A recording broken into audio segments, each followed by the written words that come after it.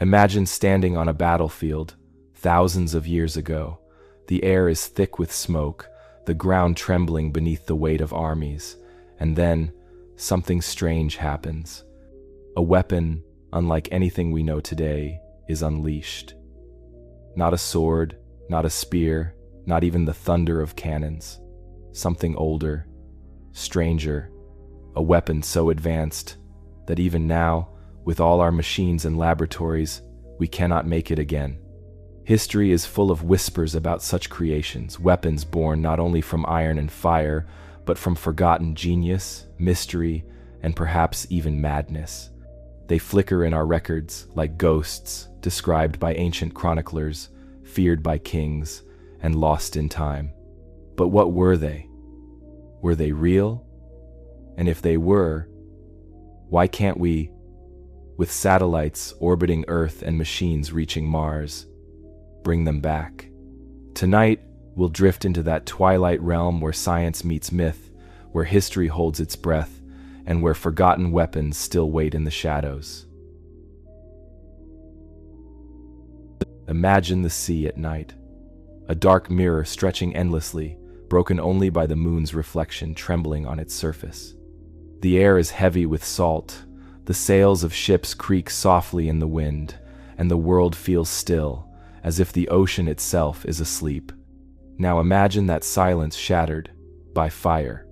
Not the gentle glow of lanterns or the brief flare of a torch, but a storm of liquid flame. Droplets of light raining from the sky, splashing onto wooden hulls, clinging to ropes, licking across water as if the sea had turned into a canvas of burning oil. And strangest of all, the waves, those eternal guardians that always smother fire, seemed powerless. Instead of dying, the flames danced across the water's surface, alive, hissing, reaching with greedy fingers for everything it touched. This was Greek fire, the weapon that set the sea itself ablaze. It was the 7th century, and the Byzantine Empire was fighting for its life. From the east came enemies in endless waves, pressing against Constantinople, the shining city between worlds. The Byzantines had something their foes did not, a secret, not a fortress, not a king, but a recipe. A recipe for a flame that should not exist. According to chroniclers, it was a liquid stored in sealed containers, pumped through bronze tubes mounted on ships. When released, it burst forth like the breath of a dragon. Some said it was oil, others whispered of sulfur, pitch, resin, or strange salts. Some swore it came from the alchemy of sand and stone, brewed by men who listened too closely to the earth's secrets. Whatever it was more than just fire. It was fire that clung, fire that floated, fire that refused to die. Imagine being a sailor on the wrong side of that storm. You see the Byzantine ships cutting through the water, their bronze tubes glinting like the snouts of serpents. At first, you might laugh, what could they do against your fleet of warships, your numbers, your gods? And then the air ignites. A roar like thunder tears across the waves. Streams of light arc outward, strike your deck, and before you can even shout, the planks beneath your feet are burning. You grab a bucket, a rope, anything, and you hurl water onto the blaze, but it hisses back at you, laughing. The fire does not drown, it clings, it multiplies, it bites. You leap into the sea for safety, only to find the water itself shimmering with tongues of flame. The very element you trusted to protect you has betrayed you. How was it possible? Even today, no one knows. Chemists and historians have tried to reconstruct Greek fire for centuries, with theories ranging from petroleum-based mixtures to quicklime reacting with water. Some mixtures have produced fire that burns briefly on water, but nothing quite matches the terrifying descriptions preserved in ancient texts. There is something haunting in that failure. Here we are, with laboratories, satellites, and machines that can peer into the structure of atoms themselves, yet a group of Byzantine alchemists, working by torchlight and instinct, created something beyond our reach. It is like a coin tossed into the air and caught by time itself, vanishing before it hits the ground. And perhaps that is why Greek fire lingers not only as history, but as myth. It was not merely a weapon of war, it was a symbol, a promise that the city of Constantinople would endure, even when all seemed lost.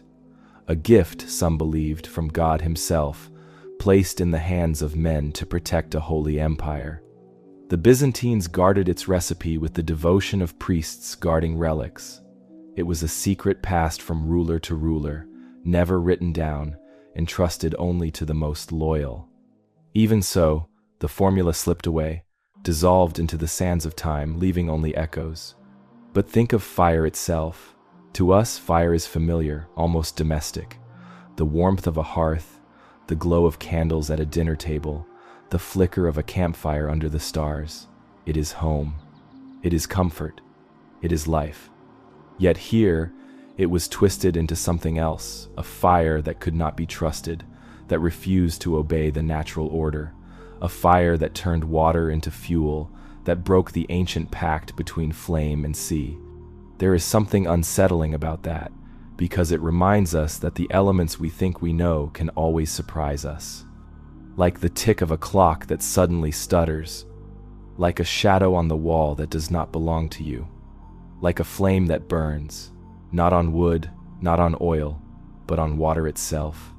Greek fire changed the rhythm of war. Entire fleets fell to it.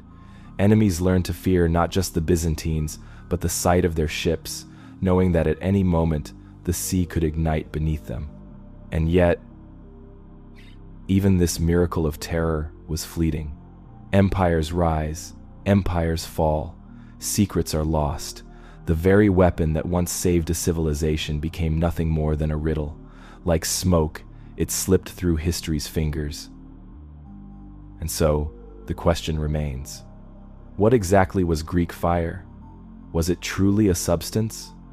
Or was it an illusion, amplified by fear and memory, exaggerated by the awe of those who saw it? We may never know. Perhaps that is the true fire, not the liquid itself, but the mystery it leaves behind. But this was only the beginning. For Greek fire, with all its impossible brilliance, was only the first whisper of the strange and the lost. What came next was stranger. The world begins in silence, a stone resting on the earth, a hand reaching for it. For thousands of years, that was all a weapon was. Wood, bronze, iron, sharpened and hurled with the strength of a human arm. But then, something changed. Somewhere in the mists of old China, there are whispers that men learn to make thunder itself obey, not in the skies, not in the mountains, but in the hollow of a weapon. Imagine it, the sudden roar, not from clouds above, but from the ground beneath your feet, a sound that did not belong on battlefields of swords and arrows, a sound that shattered the air, rattled the bones, and seemed to tear the world itself open. The chronicles call them Leishi thunderstones, weapons that hurled death with a noise so unnatural that even the bravest warriors paused in fear.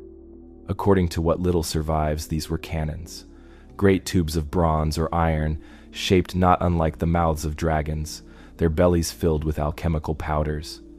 And here is the puzzle. Gunpowder, as we tell the story, was born in China around the 9th century, an accident of alchemists searching for immortality. Yet there are faint hints, faint enough to sound like dreams, that thunder weapons may have been used far earlier. Fragments of text speak of explosions that scattered armies, of fire that roared louder than drums, of iron that leapt through the air faster than any arrow. But how? With what mixture? With what knowledge? Some scholars brush it aside as myth. Others suggest that early chemists experimenting with saltpeter, sulfur, charcoal, may have stumbled upon the recipe centuries before it was written down. Perhaps they did not understand it fully, but enough to know its terror. Picture a soldier on that battlefield. You have grown up with the twang of bowstrings, the clang of swords, the cries of men.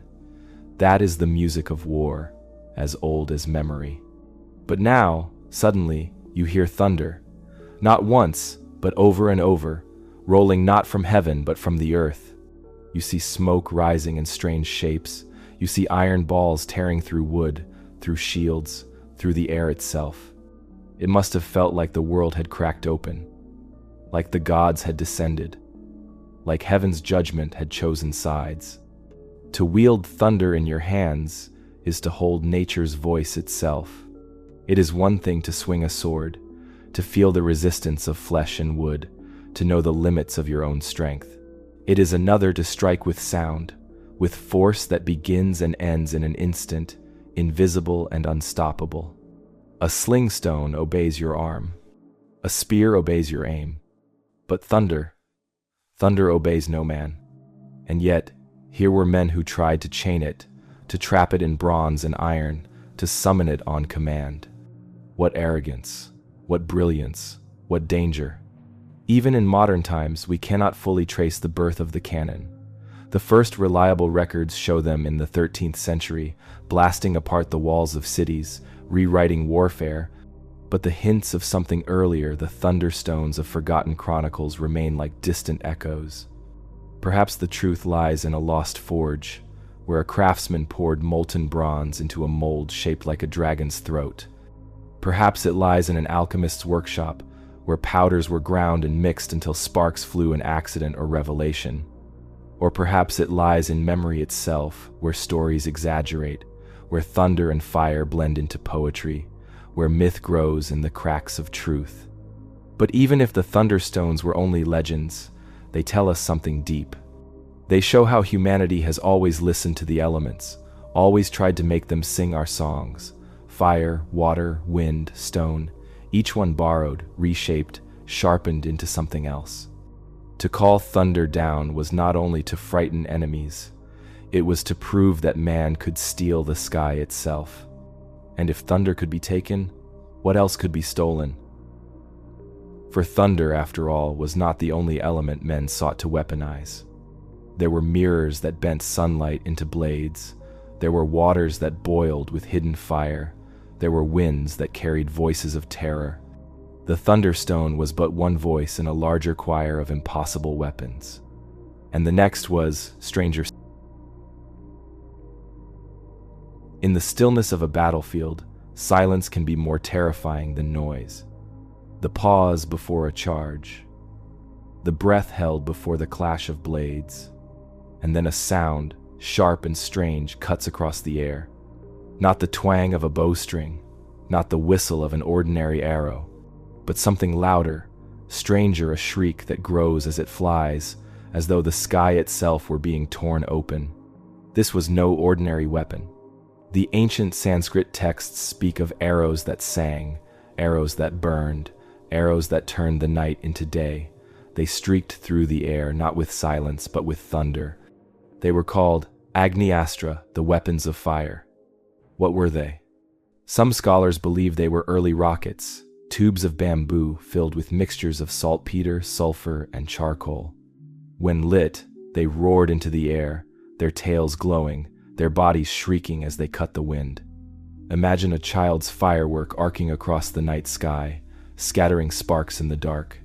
Now, magnify it 100-fold and place it in the hands of warriors. A sky painted with trails of fire, a battlefield lit with sudden bursts of light. But the texts speak of more than just sparks. They describe arrows that blazed with unending flame, arrows that split into many, arrows that fell like rain upon armies. Were these exaggerations? Or hints of something beyond our grasp?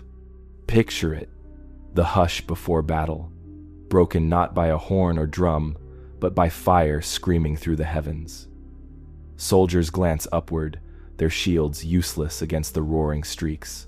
The night glows red and orange. The very air feels alive, trembling with heat and sound. For those who witnessed it, the effect must have been as much psychological as physical. It was not only death falling from the sky, it was wonder, terror, and awe woven together. The enemy was not just fighting men, they were fighting the elements themselves. But here lies the mystery. India's texts of war, the Mahabharata, the Ramayana, and countless commentaries describe weapons of astonishing strangeness. Arrows that summoned storms, spears that shone like lightning, blasts that rivaled the Sunday. Some passages sound eerily like descriptions of modern artillery or even nuclear force.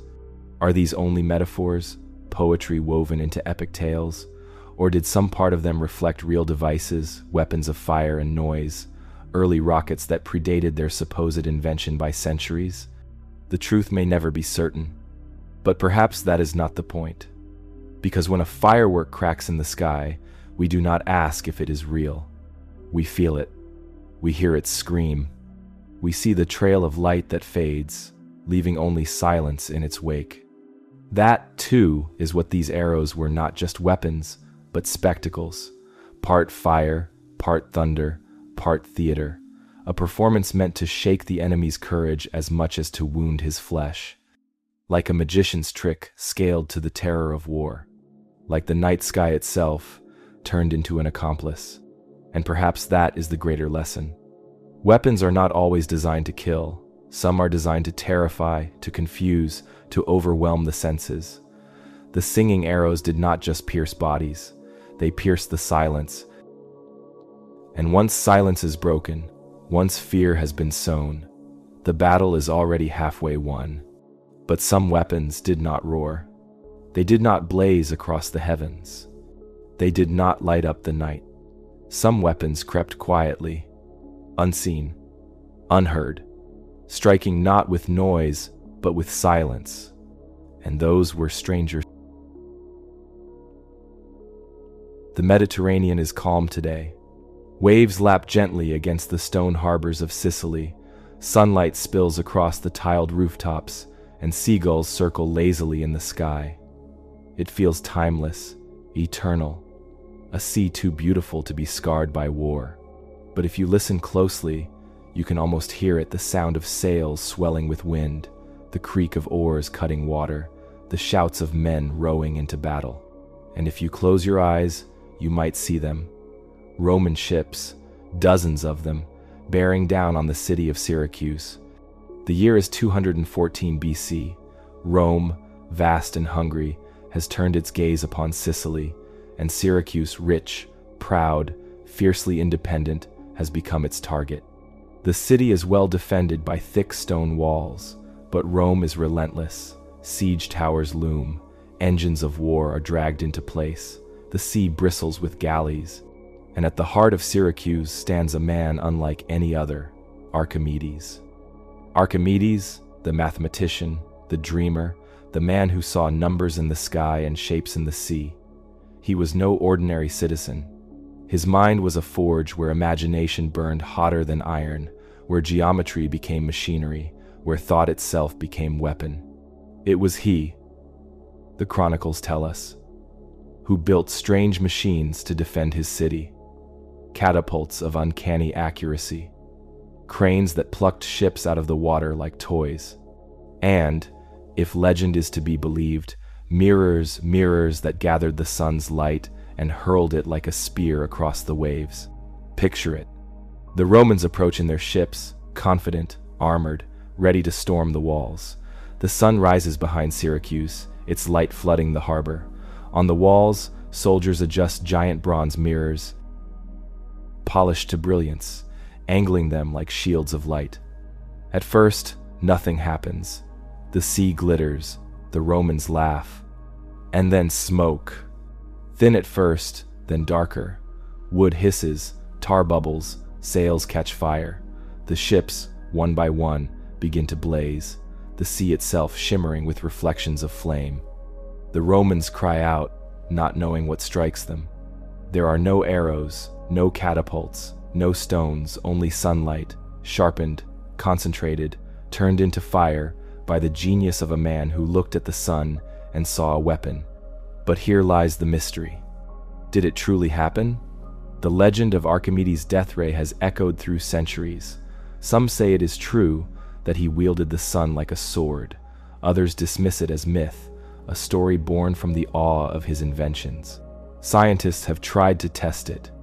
In the 18th century, a French scientist named Buffon arranged hundreds of small mirrors and managed to ignite wood at a distance.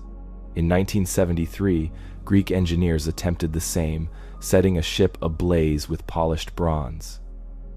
Even the television show Mythbusters tried with mixed results. The conclusion? Perhaps it was possible under the right conditions. Clear skies, still waters, motionless targets.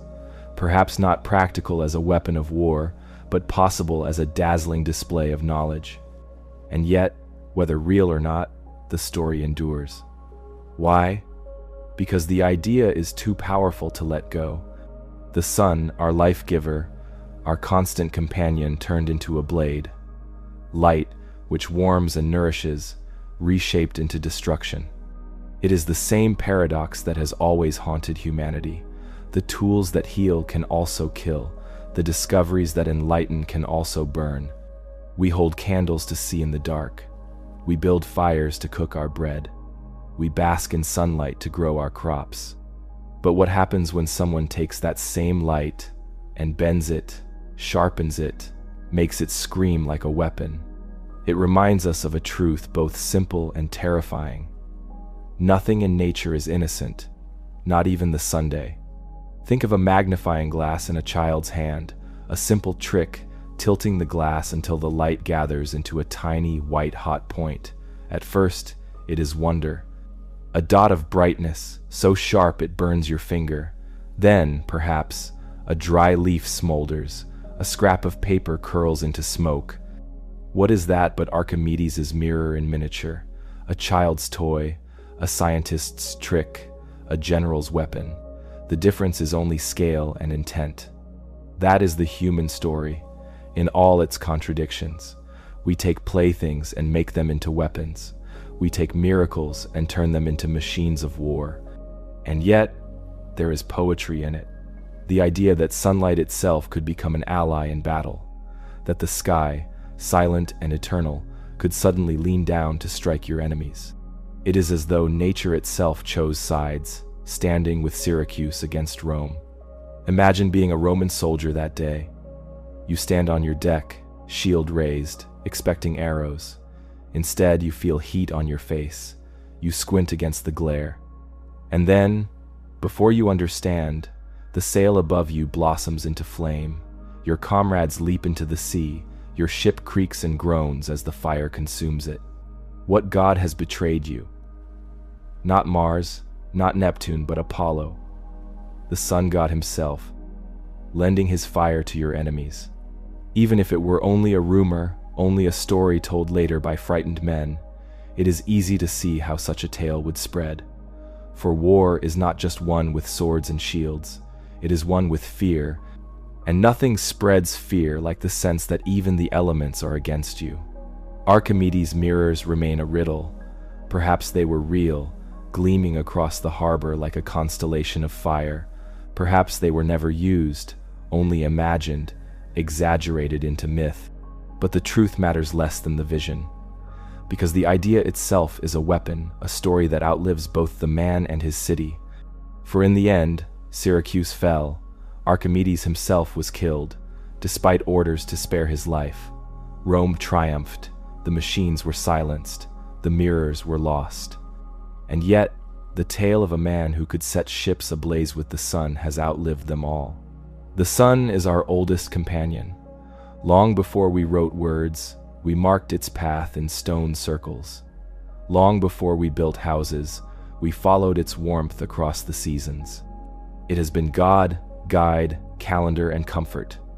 But to imagine it as a weapon that is to touch something deeper, it is to realize that even the most benign forces can be bent, that the line between gift and curse is thinner than sunlight itself.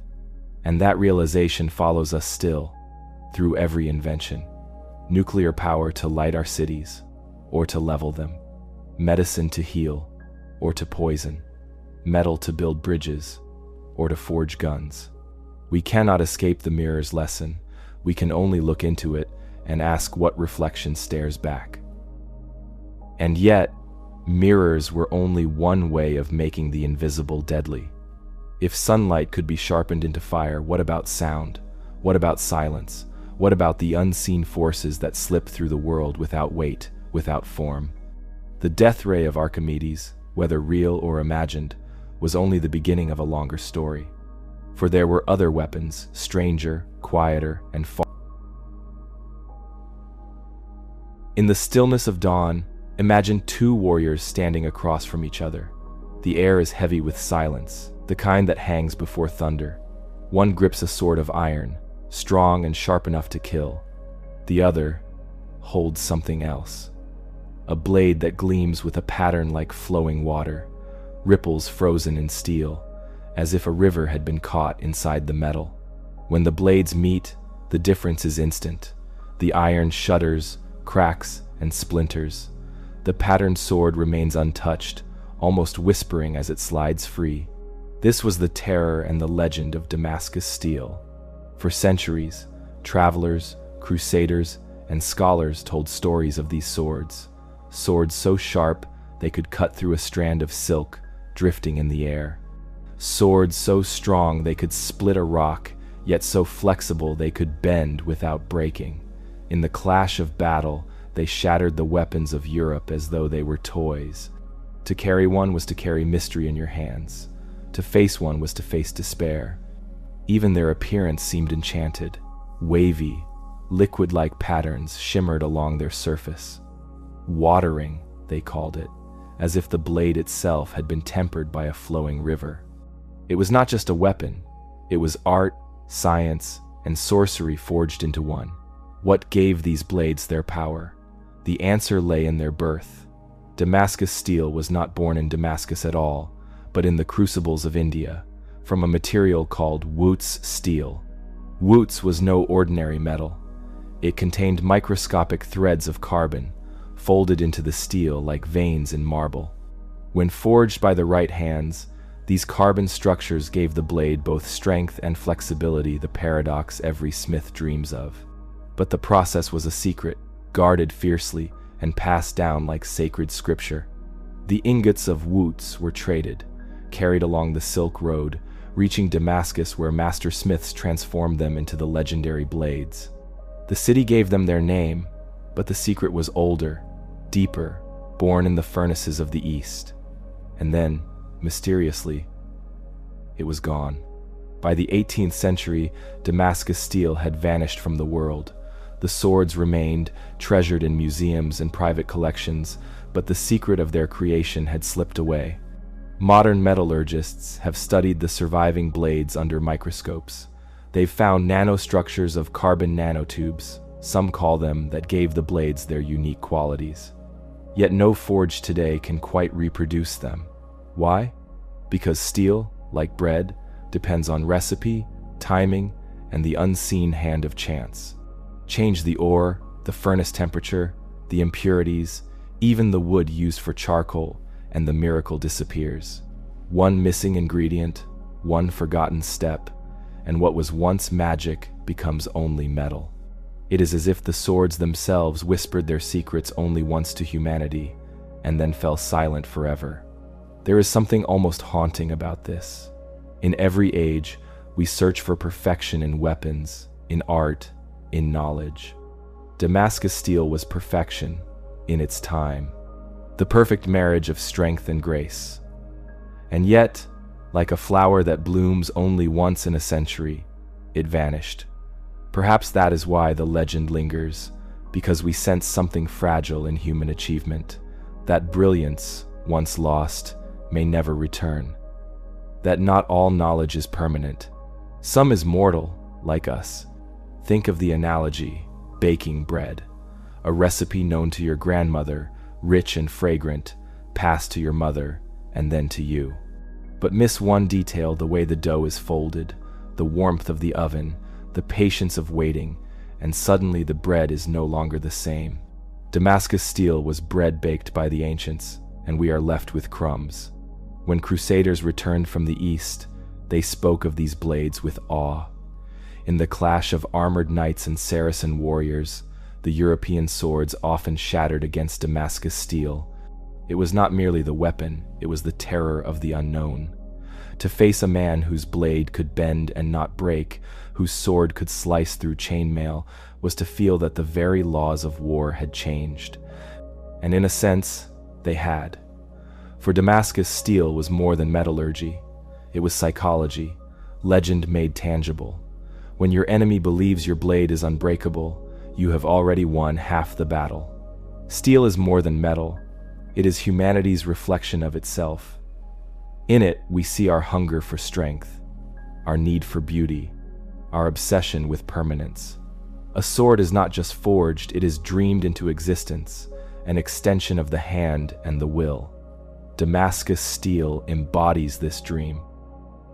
It reminds us that perfection is possible, but fleeting, that sometimes the greatest marvels are not the ones we preserve, but the ones we lose.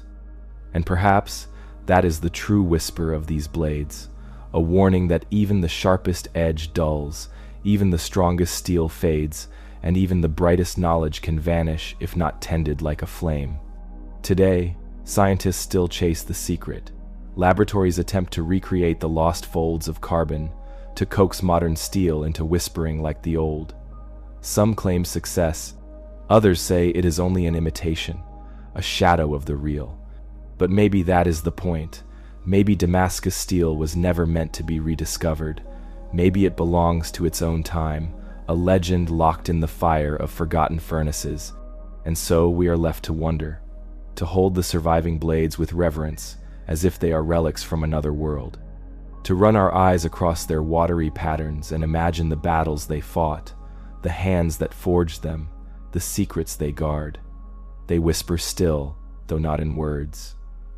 They whisper through legend, through mystery, through the silence of what is gone. But not all blades were forged. Steel is not the only material that cuts. Not all blades were hammered in fire or folded by hand. Some were grown. Nature, too, forges weapons. Weapons sharper than steel, deadlier than iron. The next marvel is not found in the fire of the smith's forge, but in the quiet growth of the earth itself. In the heart of Mesoamerica, long before the Spanish ships appeared on the horizon, there were cities that thrummed with life. Markets overflowed with cacao and maize, plazas echoed with the chant of priests, and temples climbed like fingers reaching for the sky. And in the hands of the warriors and priests of these cities were tools, unlike any others, knives carved from black volcanic glass, thin as a whisper, sharp as the edge of thought. Obsidian. It is difficult to describe the sharpness of obsidian. The finest surgical scalpels of today, forged in laboratories, polished to perfection, cannot quite match the microscopic precision of a fractured piece of volcanic glass. An obsidian blade, cut just so, can part flesh with a whisper, with almost no resistance. The tiniest gap between two surfaces becomes a canyon, and it slices through as if the material itself had been nothing but air. To hold one is to hold a paradox, so fragile, yet so precise, so natural, yet shaped by human hands into instruments of unimaginable power. The Aztecs, the Mixtecs, the people of Teotihuacan, they did not choose obsidian because they were primitive. They chose it because nature, in her quietest forge, had created something better than iron, something sharper than anything they could hammer, bend, or smelt. They mined it from the volcanic hills, cleaving blocks from blackened slopes, then honed them with patience, skill, and ritual. Each knife was not merely a weapon. It was a bridge between human intention and nature's perfection. Picture an Aztec temple, the stone altar at its center bathed in morning light. Priests in feathered headdresses step forward, hands steady, blades gleaming. The air is thick with incense and expectation. In that moment, the obsidian knife is more than stone. It is a messenger of the gods, a conduit of life and death. In battle, too, these knives were terrifyingly efficient. The warriors, armed with clubs tipped with obsidian shards, could tear through flesh faster than any iron blade of Europe at the same time. And yet, the weapon demanded respect. One careless strike, and the knife could shatter. One misjudged blow, and its miraculous edge became worthless shards. There is a strange beauty in that fragility. Steel bends, iron dulls, obsidian shatters, but in its breaking, it reminds us of impermanence, of the delicate balance between control and chaos. The knife itself becomes a meditation, a tool that is only as powerful as the mind that wields it. And the philosophy of these blades is subtle but profound. Humans often think they are the makers of perfection, that we can surpass nature with fire and hammer. Yet obsidian whispers a counterpoint. Sometimes nature is already the artisan. Sometimes the finest edge is born in the earth, not the forge. The sharpness of obsidian is not just physical, but almost poetic. Imagine a coin spun into the air, slicing through the atmosphere. Imagine the glint of sunlight on a river, the reflection shattering into 1,000 blades. Imagine a thought so precise, so fleeting, it cuts through confusion itself. That is obsidian. And yet, this is only part of the story. The Aztecs and their neighbors understood that not all weapons are meant to cut. Some are meant to move silently, strike unseen, or sow fear without leaving a mark. The transition from sharpness to invisibility is subtle, almost philosophical. To wield an obsidian knife is to see the world in terms of edges, in terms of what is tangible. To wield the invisible is to see it in terms of shadows, anticipation, and psychology. Because sometimes the deadliest weapon is not the one that slices flesh, but the one that slips by unnoticed, the one whose presence you cannot measure until it has acted. And so the obsidian knives, with all their brilliance and peril, remind us of the duality of human ingenuity. We seek to perfect what nature gives, to shape the world with our hands. Yet we are also drawn to the unseen, to forces that cannot be held, measured, or tamed. The volcanic glass, sharp beyond reason, fragile beyond measure, stands as a testament to this balance. It is the perfect edge, fleeting, beautiful, dangerous, and it teaches us something about the limits of control. Even the finest craftsmanship cannot surpass the quiet genius of the earth. But what comes next is stranger still. Not all weapons relied on sharpness, on fire, or even on force. Some weapons were designed to vanish, to strike from silence, to unfold their power in ways almost imperceptible. And in that quiet, we encounter a deeper mystery, a reminder that danger often hides in the places we cannot see, in the currents we cannot feel, in the very air around. In the quiet of the forest, shadows move differently. Leaves whisper against each other, water trickles over stone, and even the wind seems to hold its breath. In such places, life thrives, but so too does death, hidden in plain sight. And some humans, observing carefully, learn to harness this hidden danger. They discovered that death need not roar, it need not blaze. Sometimes it can come softly, invisibly, as if the forest itself were punishing the unwary. This was the art of poisoned weapons. Across the world, from the jungles of South America to the forests of Africa, from the river valleys of Asia to the mountains of Europe, tribes and kingdoms brewed secret brews, extracts from plants, from serpents, from frogs whose skin shone like jewels. All were distilled into venoms that could kill silently, without a cry, without a struggle. Arrowheads were dipped, spears were smeared, daggers carried the invisible weight of death in their steel, and the most fearsome part of all, the victim often did not know they were struck until it was too late. Imagine a hunter stepping lightly through a jungle.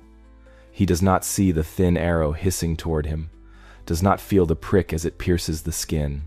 The poison flows into his veins like a quiet stream, and in minutes or hours his body betrays him. Limbs fail, breath falters, consciousness fades. This is patience-made weapon. A killing that demands no strength, only knowledge. A strike that trusts the hidden, the subtle, the unseen. Different cultures had different secrets. The Aztecs used the toxins of frogs, harvested in secret ceremonies, applied to obsidian blades. The Cholas of South India infused arrows with plant extracts so potent that a single scratch could lay a man low. African tribes mastered the venoms of snakes and beetles, harnessing their chemistry without ever understanding it fully, relying on instinct, observation, and generations of trial. And yet, the principle was always the same: to turn nature into an ally, to let death ride unseen, like a shadow crossing a room, unnoticed until it has completed its task. Philosophically, poisoned weapons teach something uncomfortable. There is an elegance in immediacy: a sword slices, fire burns, a bullet strikes. But poison is different. It waits, it travels. It tests patience, planning, and subtlety. It transforms time itself into a weapon, stretching minutes into hours, hours into suspense. A sword is violence made immediate, a poison is violence made invisible, a study in patience, a meditation on mortality. Think of the analogy: a coin spinning in the air, slowly losing momentum, teetering between chance and gravity. A poisoned arrow is the same: the harm is delayed, the consequence uncertain, the suspense suspended. Every moment, every heartbeat carries the weight of possibility. And perhaps that is why civilizations revered these weapons. They are not merely instruments of war, they are teachers. They remind us that power is not always loud, that control is not always visible, that sometimes the most effective hand is one that moves without being noticed. Yet, the poisoned weapons also carry a shadow of morality. For the poison does not always distinguish between soldier and civilian, between the guilty and the innocent. Its patience is blind. Its silence is indiscriminate. And so, the artistry of the toxin becomes a meditation on responsibility. To wield it is to understand the hidden consequences of power, the subtle threads that connect action and outcome. Perhaps this is why some cultures wrapped these practices in ritual. The poisoner was not merely a killer, he was a priest of time and patience, a scholar of subtlety, a student of nature's hidden laws. The sophistication of these weapons astounds. The arrowhead might be nothing more than a few centimeters of steel, polished and pointed, yet its true power lay in biology, in enzymes, in neurotoxins, in alkaloids distilled over generations. Each application was precise, each delivery was a science, and each strike a quiet marvel of human ingenuity. To modern eyes, it seems sinister, almost unnatural. Yet to those who lived among jungles and rivers, whose lives depended on understanding every shadow and whisper, it was survival, craft, and even art. But what if the weapon did not require contact at all? What if the enemy did not need to be struck by steel, fire, or venom? Some weapons did not slice, burn, or seep. Some worked through resonance, through vibration, through the intangible currents of air. Sound. And that is the next mystery. For after the poisoned shadows came weapons that could strike without ever touching, weapons that attacked through the very air itself, shaping what we hear into what we cannot escape. Long ago, in a city walled and proud, the air itself seemed to tremble with faith and expectation.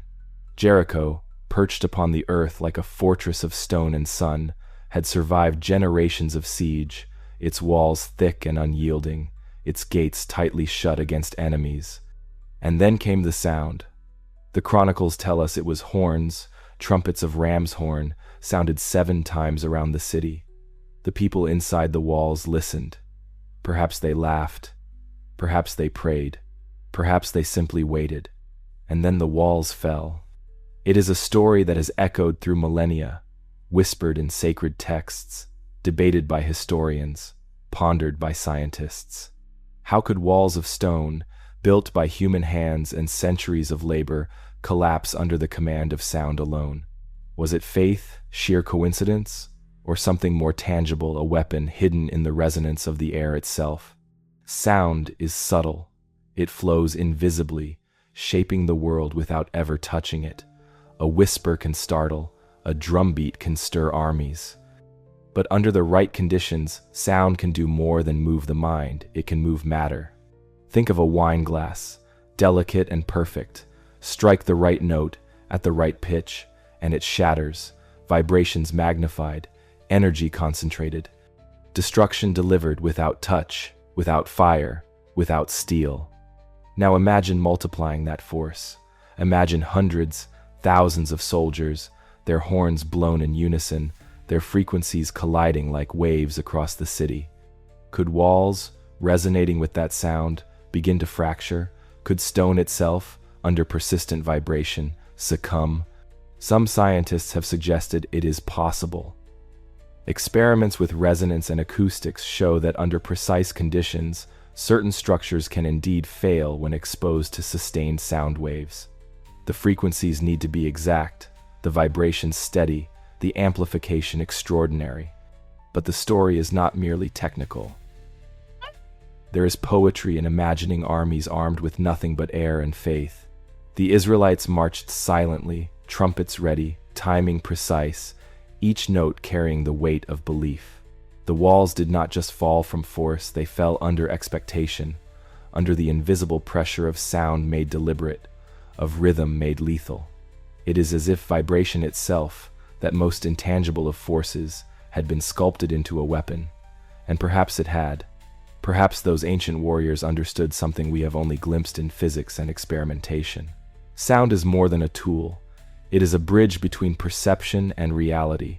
It shapes our emotions, our heartbeat, our sense of space. A sudden note can startle a deer into flight or a human into panic. A rhythmic march can instill courage or fear. To weaponize it is to take something ethereal and render it concrete. It is to strike without touching, to command without presence. It is, in essence, the ultimate patience, a force that waits in the air, invisible, inaudible to those untrained, until the moment it acts. Imagine standing outside those walls. You hear the faint blare of horns, persistent, unwavering. The stones beneath your feet begin to hum, responding to some secret rhythm. The mortar between blocks begins to loosen.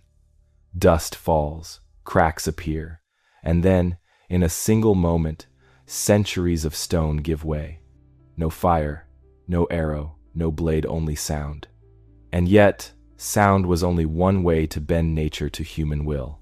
For if vibration could tear walls, what else could be manipulated? What force moves invisibly yet strikes with speed?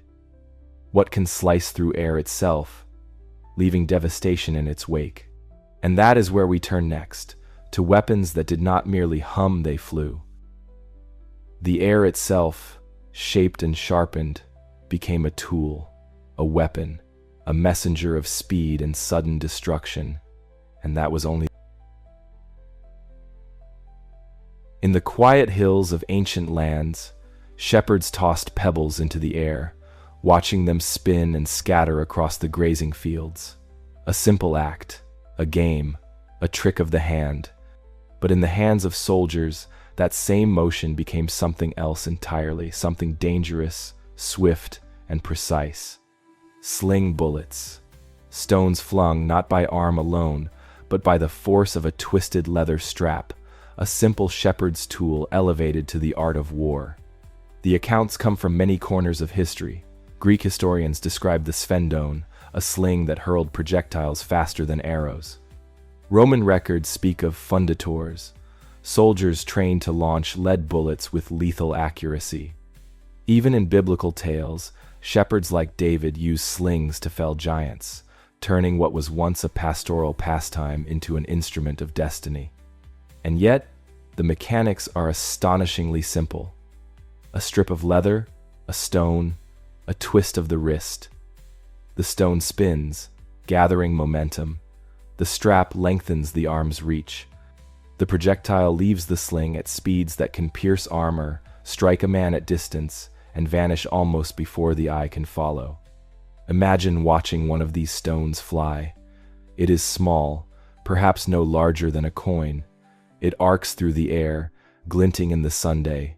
Your mind registers it as harmless, a pebble dancing across space. And then impact. Metal armor splits, a shield is dented, a soldier falls. What seemed insignificant becomes terrifying. It is the paradox of the whip of whirlwind.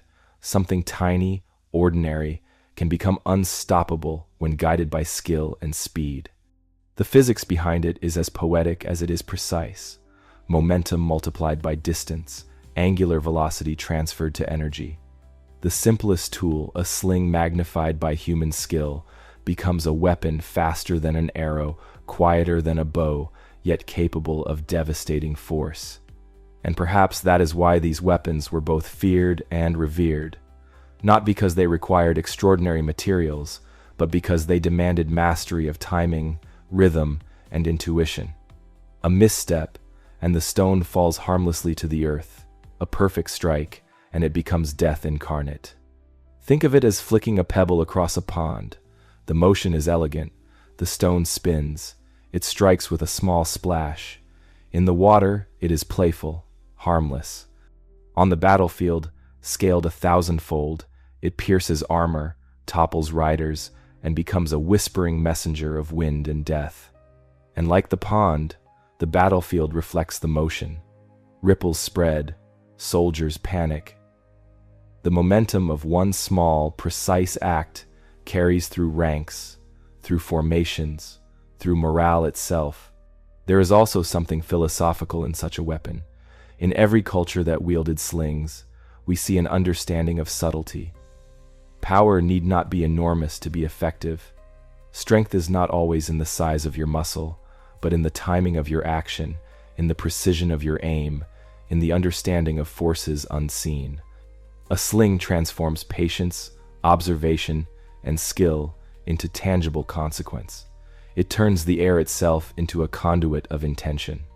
But the whip of whirlwind also reminds us of a deeper truth about humanity. Weapons are not always grand or heavy to be formidable. Sometimes the smallest, most humble objects, a pebble, a stick, a length of leather, can be elevated to something unimaginable. The world bends to ingenuity. Nature provides the stone, the human hand provides the will, and suddenly, ordinary materials acquire extraordinary purpose. And yet, there are whispers that go beyond flesh, beyond armor, beyond shields and steel. Ancient cultures tell of projectiles that were not meant to pierce skin, not meant to shatter bone, not even meant to touch the enemy. Some projectiles were designed to strike the invisible, to disturb spirits, to harness fear, superstition, and the unseen currents of the world. For as fast as a stone can fly, it is still bound by matter. Some forces move without mass, without shape, yet can wound all the same. And that is where we turn next.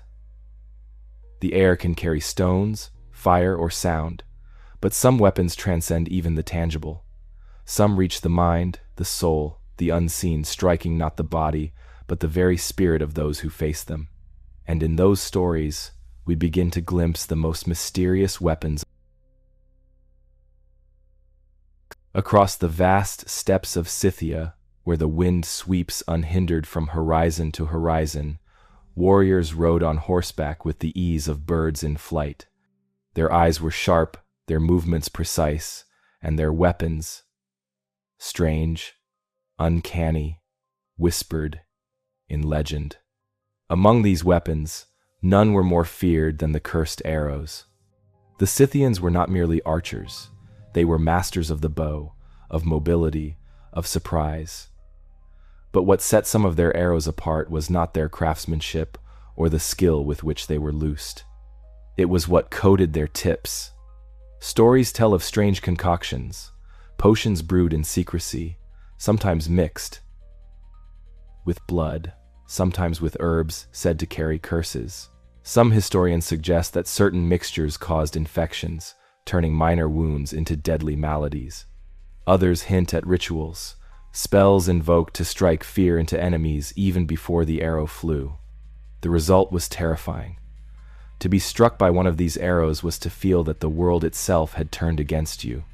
You did not know immediately what killed you, only that death was coming, silent, creeping, inevitable. Picture a battle across the golden steppe. Dust rises in spirals, horses neigh, spears clash, and suddenly arrows descend. Not ordinary arrows, but those tipped with more than metal. Some men fall, writhing. Others flee, terrified by sickness, pain, or superstition. Entire units break formation, not because of the enemy's strength, but because of the invisible weight of dread carried by the poisoned, cursed points. It is here that the line between weapon and ritual blurs. The arrow becomes a vessel not just of steel, but of intention, fear, and something almost spiritual. To modern minds, it may seem grotesque, even cruel. But for the Scythians, it was strategy intertwined with belief. Magic and warfare were not separate. The spiritual and the physical existed in the same plane. To invoke a curse was not merely superstition, it was to amplify the fear, to shape reality with perception itself. Imagine facing such an army. Not only do you see death coming in the form of arrows, but you feel it before it strikes. The air seems heavier, shadows move differently, the wind whispers promises of harm, and somewhere deep inside your mind betrays you, sensing doom that has not yet arrived. The cursed arrows were also a testament to human ingenuity. We often think of technology as machinery or metallurgy, but these arrows show that the mind itself can be a weapon. A mixture, a chant, a ritual invisible, intangible, can wield as much power as steel or fire. Some were literal poisons. The Scythians knew which plants and animals carried toxins that could linger in wounds, invisible and slow. Others were symbolic, an arrow dipped in blood, in ritual substances, meant to inspire panic or superstition. Both worked because humans, like all creatures, respond to threat instinctively. And in that instinct lies the greatest weapon of all, fear. There is also poetry in this blending of science and spirit. A weapon that carries disease is physical. One that carries superstition is psychological. The Scythian arrow could carry both. And in the end, the distinction may not matter. To the soldier on the field, to the army that falls, the effect is the same: chaos, suffering, the invisible hand of death. It is a reminder that humans have always understood more than we often give them credit for. That wisdom is not always written in books, not always carved in stone. Sometimes it is hidden in forests, in rivers, in the subtle knowledge of life and death carried from one generation to another. And yet, these cursed arrows, as terrifying as they were, still depended on physical contact. They still required a strike, a wound, a visible path. But the world of ancient weapons held still stranger marvels, weapons that could act without ever touching flesh. Some forces harnessed air, others vibrations, and still others drew on imagination itself. To strike without steel, without poison, without fire, to command armies with an invisible hand, was a level of mastery that borders on the magical. And that is where the story grows even more extraordinary. For after the arrows that carried curses and disease, there came weapons that moved in silence, that struck without form, and that transformed perception itself into a battlefield. The cursed arrows remind us of something profound, that the deadliest force may not be the strongest, or the sharpest, or the fastest. Sometimes it is subtle, hidden, almost imperceptible. Sometimes it is the knowledge of mortality, of danger unseen, that wields more power than any sword. And in that quiet, we glimpse a larger truth about human ingenuity, fear, and the endless quest to turn the world itself into a tool, whether by steel, by poison, by sound, or by the mind itself. And yet, stranger still, there were weapons that did not strike flesh, nor fracture stone, nor pierce armor. Weapons that acted on armies without leaving a mark. Weapons that belonged not to the battlefield, but to the realm of the unseen. And that is where we begin the next chapter. Imagine Florence in the late afternoon, the golden sun spilling over terracotta rooftops. In a quiet room, filled with the scent of ink and parchment, a man bends over his sketches. His name is Leonardo da Vinci, and his mind travels faster than the clocks of the city, faster than the world can follow. He does not merely see a bridge, a human figure, or a painting. he sees possibility, machines that move, that fly, that strike. He draws them with meticulous lines, annotations flowing like poetry, each gear, each lever a whisper of ingenuity that the world has yet to touch. Among his countless inventions, some seem almost fantastical. A tank, round and armored, bristling with cannons, ready to roll across battlefields centuries before anyone could build the steel to match it. Crossbows of enormous size, designed to pierce enemy lines with precision and speed. Flying machines that flap and hum, carrying men into the air as if the very laws of nature had bent to Leonardo's will. And there are sketches of bombs, aerial bombardments, devices meant to strike from above, ideas centuries ahead of the technology to make them real. Yet, these were not idle fantasies. They were experiments etched in ink, dreams mapped with meticulous care. Leonardo observed the world water swirling in a canal, birds gliding above hills, the mechanics of a clock, and translated those observations into machines of war, of defense, of invention. He imagined what could be, even if the world around him could not yet follow. There is a poetic resonance in that. Here is a man, centuries ago, dreaming of tanks and aerial bombardments, while soldiers of his time still relied on swords, crossbows, and catapults. He sketched visions that could only exist in a world yet to be born, a civilization yet to understand the power of the ideas he placed on parchment. Consider the tank, a round armored vehicle bristling with cannon barrels, meant to crush enemy lines. Leonardo designed it with rotating mechanisms and wheels, gears that would allow movement across rough terrain. The design was sound in principle, yet the materials of the 15th century wood, thin metal, manpower could never achieve it fully. The machine remained a ghost, present only in drawings, a seed in the soil of imagination. And yet, its concept anticipates the modern world. Centuries later, armored vehicles would dominate battlefields, rolling over trenches and dividing armies. Leonardo's vision, inked in quiet contemplation, foreshadowed it all. Or take the enormous crossbows he sketched, capable of launching massive bolts over long distances. They resembled toys in their elegance, yet they were deadly serious, instruments of siege, of power, of strategy. The mechanical genius behind them anticipates a world of precision engineering, centuries ahead of their time. It is remarkable to consider that he understood force, leverage, energy, and tension with such clarity.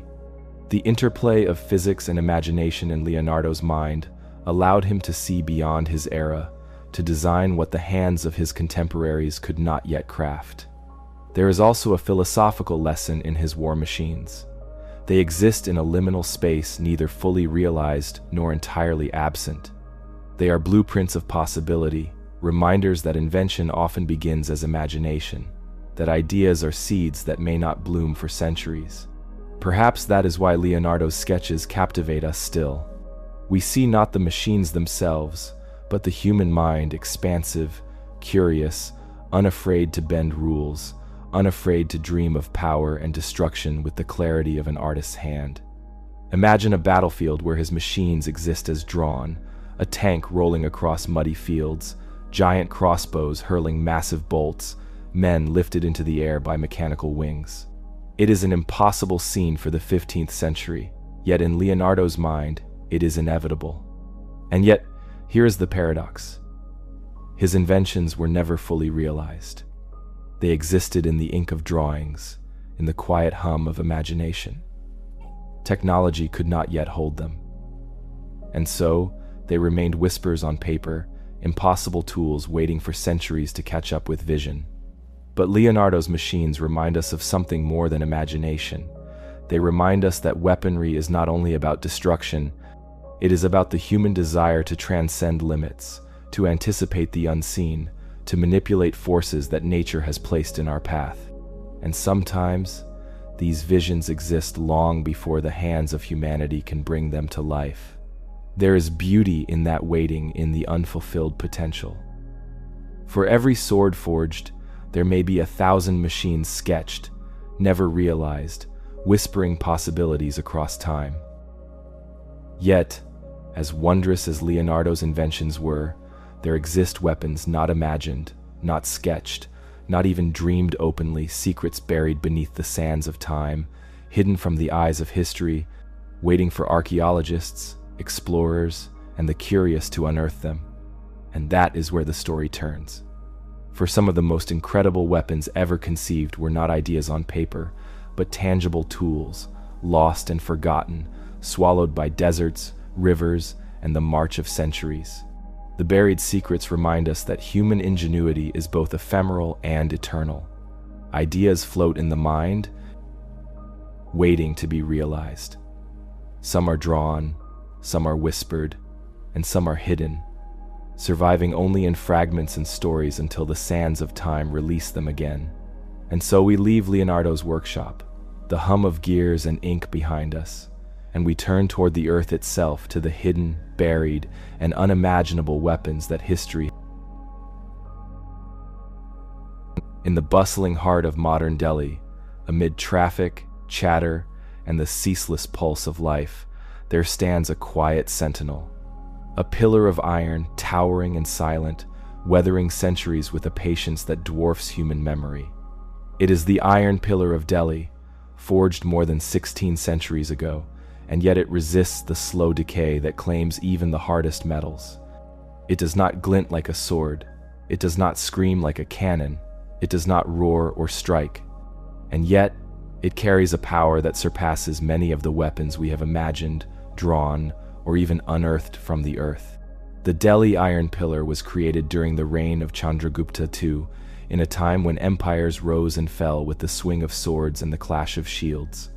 Yet this iron, unlike ordinary steel, has not rusted. Not entirely, not even in the monsoon rains, the dusty storms, or the relentless centuries of exposure. Scientists, metallurgists, and historians have marveled at it. Its composition, the exact method of forging, the subtle treatment of metals, all remain partially a mystery. The pillar is a riddle etched in iron, a reminder that human hands once held knowledge now almost lost, a recipe that has eluded us despite centuries of study. Imagine holding a sword, or an axe, or a spear. Each edge sharpens with care, each surface polished and maintained. Yet, even with the greatest skill, steel will bend, corrode, rust. The Delhi Pillar, however, stands as a counterpoint. It is not meant to strike. It is not designed for battle. Its strength lies in endurance, in persistence, in surviving the test of time rather than the test of war. And perhaps that is the first lesson of the forgotten iron. The strongest weapon is not always the one that breaks bones, that topples cities, or pierces armor. Sometimes, the greatest force is endurance itself. The pillar is over 7 meters tall, carved from a single piece of iron. Its surface, though darkened with age, resists the slow, silent corrosion that claims even modern steel.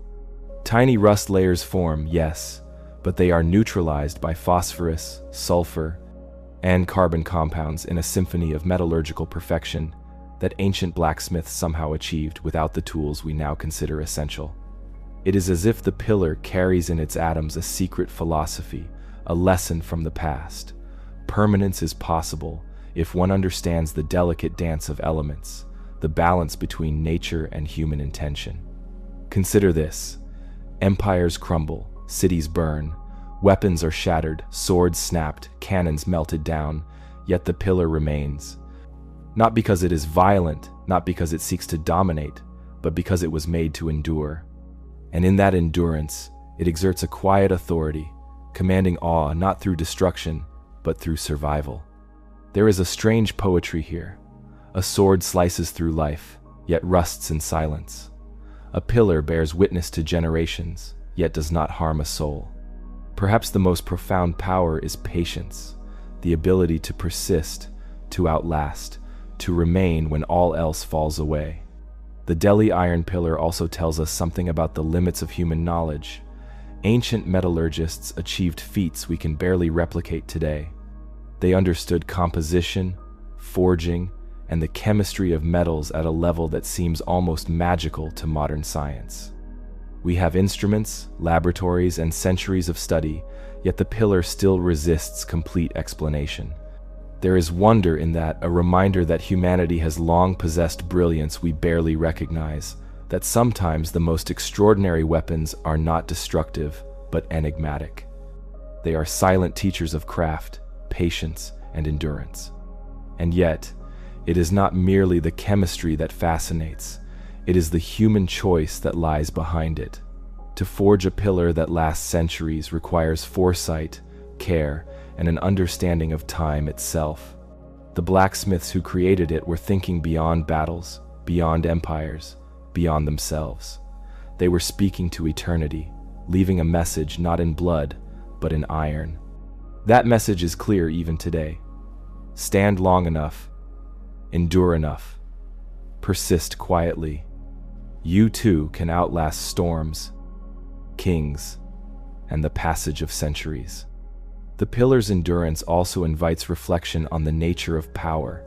So often we equate strength with force, with immediate impact. Yet here stands a testament to a different kind of authority, the power that whispers through time, that shapes admiration without a strike, that commands respect without a clash. Perhaps this is why some historians refer to it as a weapon in its own right, a weapon not of destruction, but of inspiration. The Delhi Iron Pillar does not conquer armies, it conquers time itself. And in that conquest, it achieves something few other tools of humanity can claim. And yet, even this enduring sentinel hints at secrets we may never fully uncover. The exact method of forging, the precise ratio of elements, the rituals that may have accompanied its creation, all of it is lost, yet all of it preserved in the silent iron strength of the pillar. It is both known and unknown, tangible and mysterious, ordinary metal and extraordinary marvel. And in that duality, we begin to glimpse the next chapter of ancient weapons, the ones hidden not in plain sight, but beneath sand, soil, and ruins, waiting for explorers, archaeologists, and dreamers to uncover them. For endurance, after all, is what makes legends linger. And some weapons, more than swords or arrows, last not by their violence, but by their very survival across the tides of time. The Delhi Iron Pillar reminds us that the power of human ingenuity is not always measured in destruction. Sometimes it is measured in mystery, sometimes in patience, sometimes in the quiet triumph of outlasting the centuries themselves. And as we leave the city behind, stepping past the busy streets and modern bustle, we carry with us a thought that the most incredible weapons are not always the ones that strike, but the ones that endure, whispering across generations, daring us to unravel their secrets.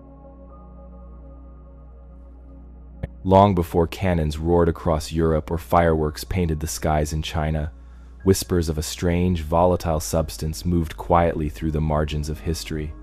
Alchemical scrolls, brittle with age and filled with symbols only half understood, spoke of powders that hissed, sparkled, and ignited with a fury that could tear through wood, stone, and perhaps even the air itself. The records are vague, shrouded in secrecy. Some mention sulfur, saltpeter, and charcoal, in precise ratios known only to those willing to risk their lives experimenting. Others hint at mixtures that could send fire across walls, blow apart gates, or summon smoke so thick it could hide an army. It is tempting to dismiss these as myths, scribbles of imagination, the fevered notes of alchemists chasing gold and glory. Yet fragments persist hints that some cultures may have stumbled upon the principles of gunpowder centuries before it became codified in history. Small explosions recorded in texts, experiments performed in secret chambers, the use of fire seeds in ritual and war, all suggest a knowledge that teetered on the edge of discovery, then vanished, leaving only mystery in its wake. And what is it about fire, harnessed in such a concentrated, explosive form, that so captures the human imagination? Fire has always been our companion, our warmth, our life. It cooks our food, it illuminates our night, it scares away predators.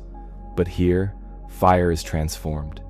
No longer a servant of humanity, it becomes a force, a weapon, a manifestation of nature's destructive beauty compressed into powdery grains that hum with potential energy. Imagine a small pouch filled with a dark, dusty substance. In the hands of a cautious experimenter, it rests quietly, almost innocuous. And yet, with the right spark, friction, flame, or even a mere spark of heat, it erupts. Wood splinters, smoke billows, and sound explodes across space. This is the essence of black powder. Small, almost fragile, yet containing the concentrated power to change the battlefield, to rewrite the rules of war, to turn the elements themselves into allies or enemies. The possibility that forgotten civilizations glimpsed this chemistry centuries before the official discovery is tantalizing. What would it mean if someone in the 10th century, or earlier, understood even partially the combination of sulfur, charcoal, and saltpeter, and saw the potential to weaponize it? It is as if time itself has hidden these sparks of ingenuity, burying them beneath layers of forgotten texts, lost scrolls, and vanished knowledge. The powder existed, perhaps, only fleetingly, in experiments that failed, in chambers that caught fire, in secrets that were too dangerous to reveal. Think of it like catching lightning in a bottle. Fire dances in the air, moves like a living thing, and obeys none but the careful hand. To control it in this form requires understanding subtle balances, ratios, moisture, heat, all invisible yet critical. One mistake, and the experimenter becomes part of the story, consumed in an instant by the very forces he sought to command. And yet, when mastered, it is transformative. The battlefield, the walls of a city, the very night sky, all can be manipulated. A small amount of powder can propel stones, launch arrows faster, ignite oil, or cast a plume of smoke to cloak an army's approach. In its smallest grains lies a power that dwarfs most other weapons. Philosophically, the black powder teaches a lesson about the double-edged nature of knowledge. Fire warms, but fire also destroys. The discovery of explosive mixtures is as much a meditation on restraint as on ingenuity. To wield such power requires understanding, caution, and respect for forces that can never be fully tamed. It is easy to see why these alchemical experiments were hidden, recorded in obscure scrolls, shared only in whispers. The power to harness fire in this concentrated, portable form was almost godlike. And yet, like all powers, it is fleeting. Without preservation, without shared knowledge, the discovery could vanish as quickly as it was made. And perhaps that is what happened. Across the sands of time, across empires rising and falling, the secret slipped.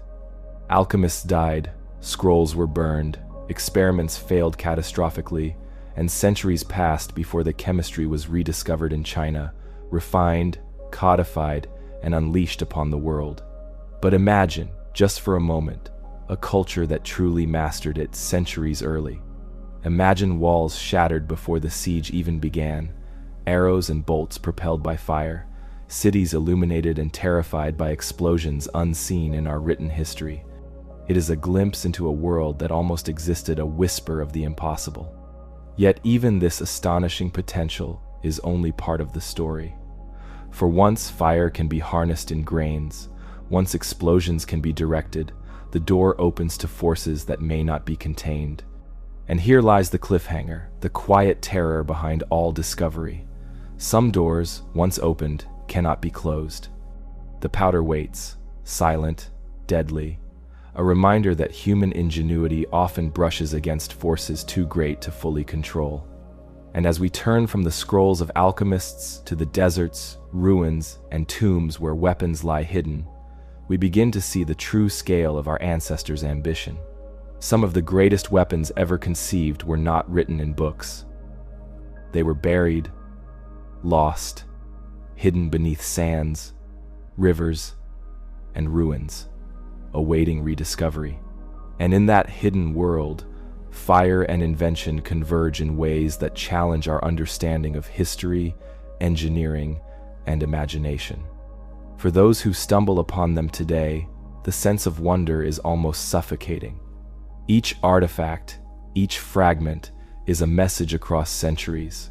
Humanity has always danced on the edge of forces we barely comprehend, shaping nature into instruments of power and awe. And so, the black powder before gunpowder reminds us that human curiosity, daring, and imagination often precede technology.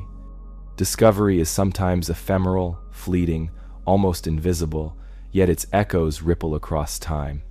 One spark, one mixture, one experiment, and the rules of the world itself can be rewritten, if only for a moment. And that is the story that begins in these forgotten scrolls, whispered across centuries, awaiting the next mind bold enough to light the In the dense jungles and sun-baked temples of ancient Mesoamerica, the Aztecs moved with an awareness that every sound, every shadow, every flicker of movement could carry meaning. Among the most unsettling tools in their arsenal were the small clay instruments known as death whistles. At first glance, they seem innocuous, simple shapes molded by hand, small enough to fit in a palm, often carved to resemble a human skull. Yet when blown, their effect is anything but gentle. The sound that emerges is a high-pitched, piercing shriek, like thousands of souls crying in unison, a chorus of agony that twists through the air and sinks into the bones of those who hear it. Warriors carried these whistles into battle, not to strike flesh, but to strike fear. Imagine standing on a battlefield at dawn, the mists swirling low over the earth. You hear the clatter of armor, the hoofbeats of horses, the distant yells of men, and then a scream, not from any human throat, but from the air itself. It fills your ears, vibrates through the chest, rattles the mind. Soldiers falter, morale crumbles, and chaos spreads. It is almost impossible to overstate the psychological impact. The Aztecs understood that fear could be weaponized as effectively as the sharpest obsidian blade. Death whistles are a testament to this knowledge, small, silent in design, but devastating in their invisible auditory power. Consider the sound itself. It is unnatural, jarring, alien, like a nightmare captured in clay and released into the real world. Our brains are wired to respond to cries of pain, an instinct as old as our species. The death whistle exploits that instinct. It is as if the very air becomes a weapon, carrying terror into hearts, into decisions, into the chaos of battle. Unlike arrows or spears, the weapon leaves no mark.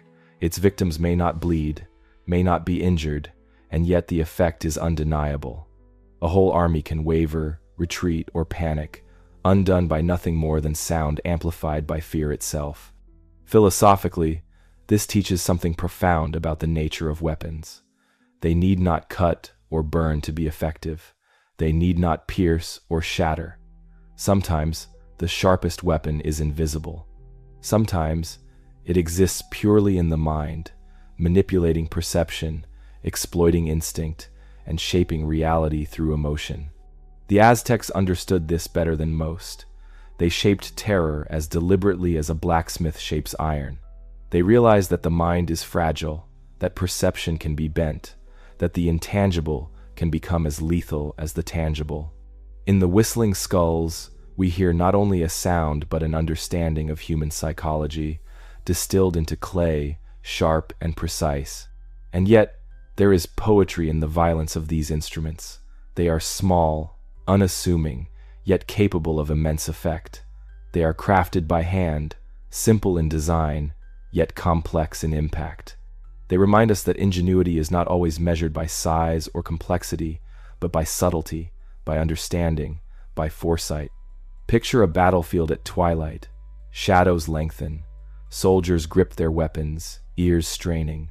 A death whistle shrieks. Hearts pound. Breath quickens. Resolve wavers. And still, the Aztecs themselves are calm. Masters of the unseen and the unheard. Victory may be won not by the point of a spear, but by the manipulation of instinct, by bending reality through terror. These whistles also hint at a larger truth about human history. that our ancestors were capable of creativity and cunning that transcended physical materials. Obsidian knives, iron pillars, black powder, and even dreamlike machines all demonstrate our capacity to see beyond the immediate, to use imagination as a force as tangible as a blade. And yet, even the death whistles have their limits. Sound fades, echoes die, and fear alone cannot hold an empire together. But what if one could carve fear into something more permanent? Something that outlasts time? Stone that screams, shapes that terrify without movement or breath? The mind shivers at the thought, because such weapons may already exist, buried beneath the ruins of ancient cities, hidden under layers of earth and stone. And there, in those silent spaces, fear may wait, patient, untouchable, eternal. The death whistles teach us that power is not only in force or metal or fire, it is in anticipation, in psychology, in the careful orchestration of human instinct. They are small instruments, but in their scream, they encapsulate centuries of understanding, that perception can be molded, that emotion can be weaponized, that the unseen can strike as surely as the seen. And as we leave the temples of the Aztecs, stepping back into the quiet night of imagination, we are reminded that the most terrifying weapons may not leave a mark, may not break stone, may not pierce flesh, but they endure in memory, in legend, and in the minds of those who hear them. And yet, if fear can be bottled in clay, if sound can become a weapon, what of the forces hidden in stone, in sand, in ruins? What ancient inventions, buried by time and tide, lie waiting to remind us that human ingenuity has always brushed against the impossible? And that is where our next chapter begins, where the boundary between legend and reality blurs, and where the deadliest weapons may lie silent, patient, and far out in the vast Pacific, where waves stretch endlessly to the horizon and clouds drift like slow-moving dreams, lie the Moai of Easter Island. Their eyes, hollow or inlaid with coral, gaze silently across the land and sea, as if keeping watch over a history that has been mostly forgotten. Most see them as monuments, testaments to human artistry and devotion. Yet, for centuries, some have whispered a more enigmatic possibility, that these stone giants were not merely statues, but guardians, vessels of power, and perhaps, in ways lost to time, weapons of a kind we cannot fully comprehend. The Moai stand on platforms called ahu, their colossal forms cast in volcanic stone. Some weigh tens of tons. How did humans move them across the island without modern machinery? And why carve such imposing figures in the first place? Theories abound. Worship, ancestral reverence, territorial markers. But another possibility, quieter yet more haunting, lingers in the shadows of scholarship. These were warnings. These were symbols meant to wield influence beyond the physical weapons of awe, intimidation, and spiritual presence. Imagine approaching one at sunset. Its shadow stretches across the ground like a giant's arm. The wind whistles through its features. You feel small, unsteady, watched. Even without movement or weapon in hand, the Moai command the landscape. The power of perception itself becomes a force. And perhaps that was the point. Like the death whistles of the Aztecs, these stone giants wielded fear and respect without ever striking a blow. The human mind responds to scale and silence. To look upon a 10-meter statue that seems alive, frozen in perpetual vigil, is to feel the weight of generations, the authority of ancestors, the unspoken rule that the land, the people, and the spirits are bound together. Could this have been intentional?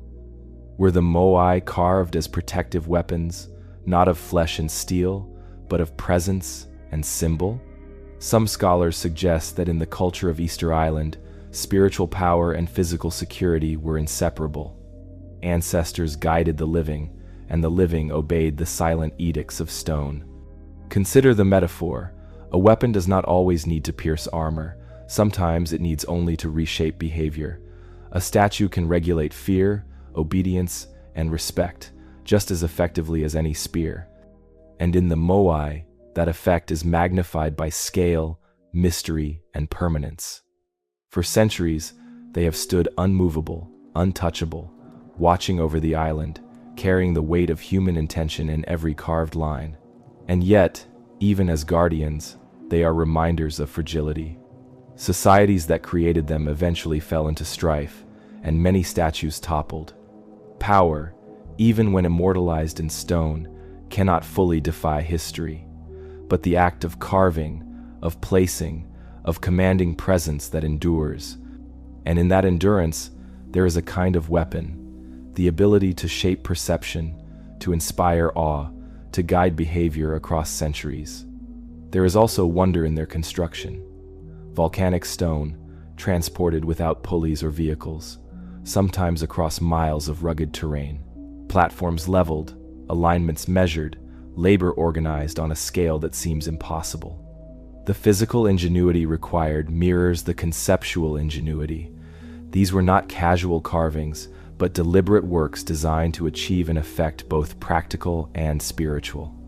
And perhaps that is the deeper lesson of the moai. The most extraordinary weapons are sometimes not forged, fired, or hurled. They are placed, they are designed. They are imbued with meaning so powerful that their presence alone becomes a force. Imagine the island as it was centuries ago. A dense forest, open plains, and the moai scattered across the landscape. Each figure watches a village, a path, a coastline. To move, to trespass, to disrupt, all these actions occur under the silent gaze of stone. And in the minds of the living, these figures are alive, potent, commanding. In this way, the moai are both literal and metaphorical weapons. They do not wound the body, they strike the mind, they shape behavior. They endure when armies fall, when swords rust, when fire dies out. Their weapon is permanence, their strike is perception, and their battlefield is time itself. And yet, stone is not enough for humanity. Fire, as we have seen, has always tempted men and women alike. It warms, it illuminates, it destroys, it reshapes. And after stone, the story of impossible weapons returns once more to fire in forms beyond simple flame, in forms that merge engineering, chemistry, and imagination. For even as the moai stand eternal, some weapons would burn, roar, and leap across space with a force almost unimaginable. And it is there, in fire, that we encounter the next whisper of human ingenuity, weapons that harness energy, heat, and destruction on a scale that rivals the natural world itself. The stone giants remind us, however, that the most powerful weapons do not always strike. Some shape the mind, some guide behavior, some endure quietly across centuries. Yet fire, as we will soon see, has the ability to act directly, violently, and irreversibly. And in that return to flame, our journey into the impossible, unreplicable, and awe-inspiring weapons of history continues. Deep in the jungles of Central America, where sunlight filters in narrow shafts through dense canopies, ancient cities once thrived, vibrant with life, art, and ritual.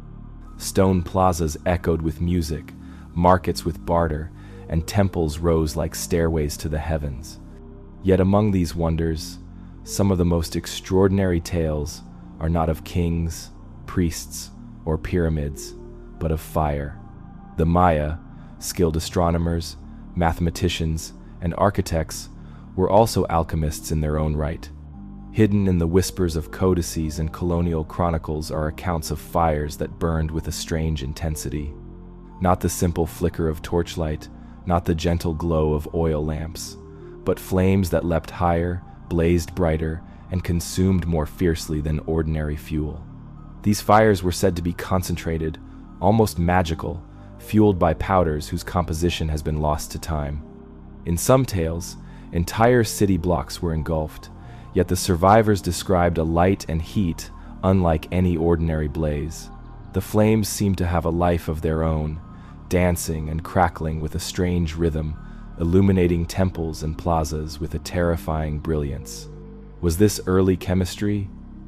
Alchemy practiced with precision? Or something stranger, a knowledge of elements and reactions now lost, hidden beneath centuries of conquest, destruction, and colonial suppression? Imagine the process: powders ground from minerals, resins, and perhaps secret botanical compounds.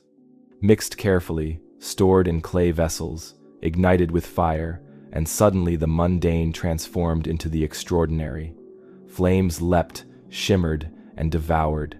Wood, thatch, and stone were consumed differently, as though the fire was not merely a tool, but a living agent of change, of destruction, of memory. And consider the effect on those who witnessed it. A city suddenly ablaze, light twisting against the night, smoke rising into the treetops, the roar of flames echoing like the cry of a great beast. It is impossible to fully imagine the terror, the awe, the power. This was a weapon not just of material destruction, but of psychological mastery, the manipulation of perception through fire. The philosophical reflection here is profound. Fire is life. It warms, it cooks, it protects. It is civilization's constant companion, flickering in the hearths of homes across the globe. And yet, when harnessed deliberately for destruction, it becomes a force that erases not only buildings, but memory itself.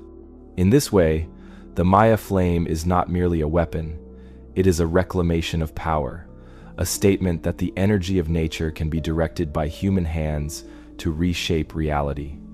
And perhaps that is the lesson of lost alchemy. The line between creation and destruction, between life-giving fire and death-dealing flame, is as thin as a spark. One moment, fire illuminates. The next, it devours. Knowledge, like fire, can both preserve and annihilate. Some scholars speculate that these flammable powders were intentionally hidden, kept secret within temples, ceremonial chambers, and sacred caches. The knowledge itself may have been treated as sacred, for such power is dangerous in the wrong hands. And then came conquest, colonization, and destruction. Codices burned, temples pillaged, and with them, much of the knowledge that could have revealed the exact recipes, the mixtures, the techniques that made the flame extraordinary, was lost forever. Yet even in loss, the memory lingers. Archaeologists uncover residues in ash layers, traces of compounds in ceremonial fires, hints that something extraordinary once existed here, a power of flame that defied ordinary understanding. And every discovery raises as many questions as it answers. How did they achieve such intensity? How did they contain it? And most haunting of all, did they see themselves as wielders of nature or servants of it? Analogy helps us grasp the magnitude. Imagine holding a small sparkler in your hand, its light bright and fleeting. Now imagine that sparkler scaled to engulf a plaza, a pyramid, a city square, yet controlled, precise, orchestrated.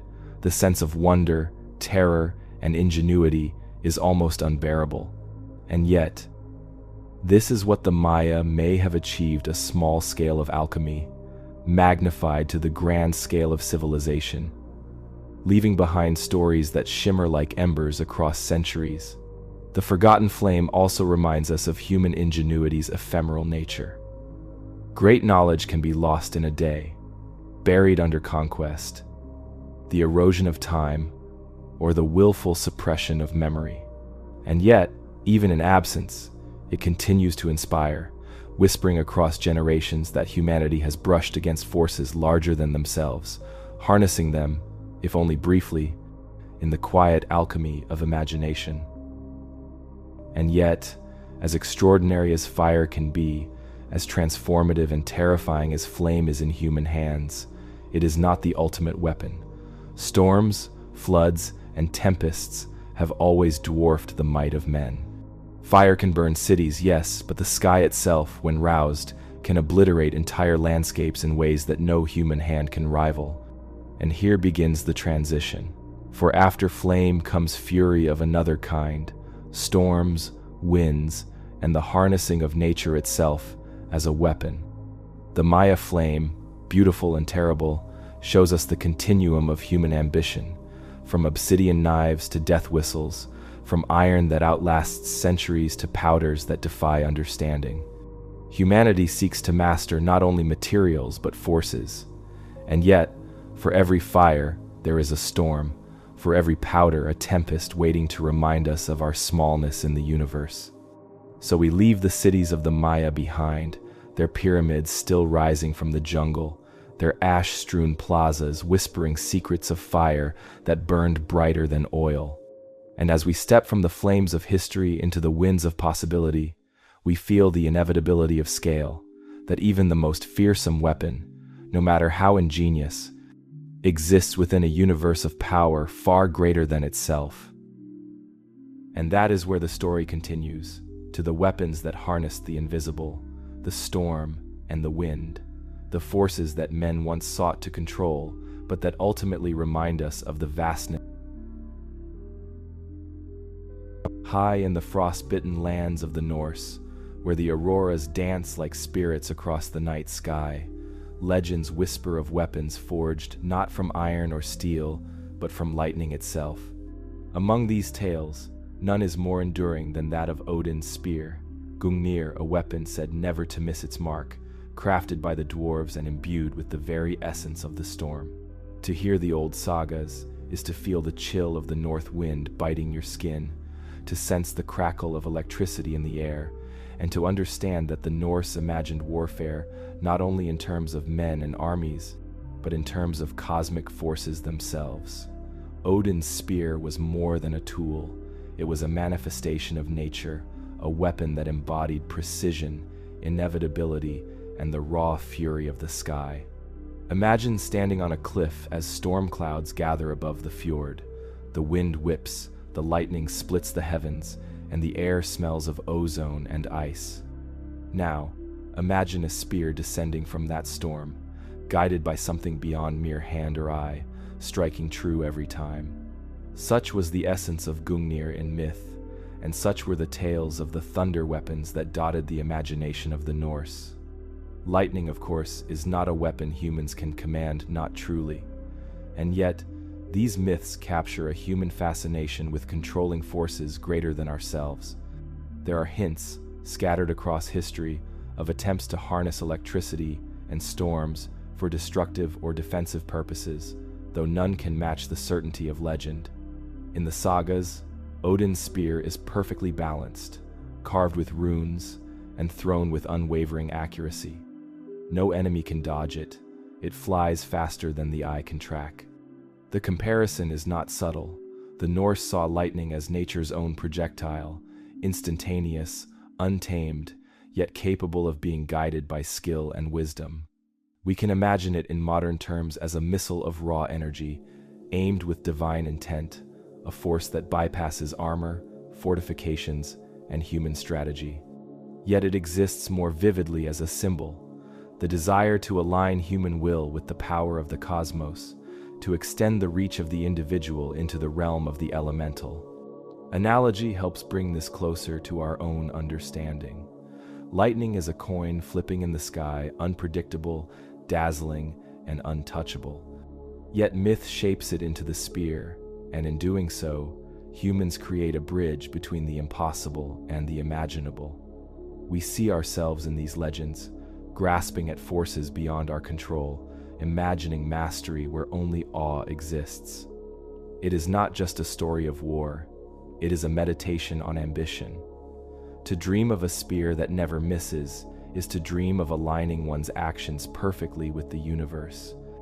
And in that dreaming there is a kind of weapon, though not made of iron, the weapon of human imagination itself, sharper than steel, faster than lightning, and capable of changing perception, belief, and courage. Yet there is also caution embedded in these myths. Lightning is awe-inspiring, terrifying, and indifferent. Attempting to harness it is not merely ambitious, it is dangerous. In tales where mortals try to imitate the gods, destruction is often the result. Here, we see the philosophical lesson woven into Norse legend. To wield nature's artillery is to acknowledge its ultimate power. One may strive, but one must respect limits. Some historians have speculated that these myths are not merely poetic. Observations of lightning, auroras, and storms may have informed early attempts at electricity-based tools, rudimentary experiments with magnetism, or even war machines designed to exploit wind, fire, or other natural phenomena. The line between science, magic, and legend was thin, blurred by imagination, observation, and the human desire to reach beyond the ordinary. And yet, even in its mythic form, the spear speaks of universality. Every culture, in some way, has dreamed of controlling nature, of bending storms, fire, wind, and water to human will. Greek fire, Maya powders, death whistles, and moai, all these examples share a thread with Odin's spear. They are attempts to amplify human power through knowledge, intuition, and sometimes audacity, transforming the environment itself into a weapon.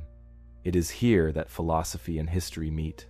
The spear is not just a weapon, it is an expression of human longing to create certainty in an uncertain world, to extend the hand beyond mortal limitations, to strike with the precision of gods while inhabiting the frailty of humans. Imagine the battlefield once more, but in the realm of myth. A warrior hurls Gungnir, the storm answers, and the lightning streaks along the earth, striking with perfect inevitability. The effect is more than physical. It is psychological, cosmic, and philosophical all at once. The enemy does not merely face a spear, they face the universe itself, a force that cannot be negotiated with, only feared and respected. And so, the sky spears remind us of the boundary between imagination and reality. Humans have always sought to emulate the gods, to weaponize forces too vast for our hands. Some succeed in part in chemical reactions, in catastrophic fires, in weapons that shape fear. Others remain in legend, untouchable, unreachable, yet no less inspiring. Finally, as the storm passes and the lightning fades into memory, we are left with a quiet lesson. The most terrifying weapons are not always tangible. Sometimes they are ideas, intentions, or perceptions. Sometimes they are stories whispered across centuries, sharpening the mind and inspiring awe in the same way a spear of lightning might have. And yet, the Norse myths leave us with a soft shiver of anticipation. For if humans dreamed of controlling lightning, what might they have achieved when they turned back to earth, stone, and fire, combining ingenuity with materials and forces that existed within their reach, forces that, in their hands, became impossible weapons of history? And so, from sky to storm to human touch, our journey continues into weapons that combine intellect, ambition, and the raw elements themselves, waiting to astonish us, and perhaps to lull us into wonder. Conclusion. And so, across oceans and centuries, we've wandered through weapons that were not merely tools of war, but poems of terror, fragments of genius, and riddles of time.